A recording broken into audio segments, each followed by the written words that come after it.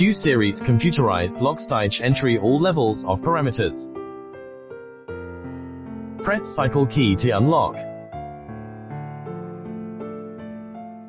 Long press the P button for 2 seconds to enter the parameter setting. It will display the parameters 0, 1 to 80. Press the cycle key to enter the parameters. The speed displayed now is 3700. Press the left and right buttons to select the flashing number. Press the plus and minus keys to change the value. Adjust the value to 4000. Press the cycle key to save. Press the left and right keys to change parameters 0, 1 to 80. Press the cycle key to enter the parameters.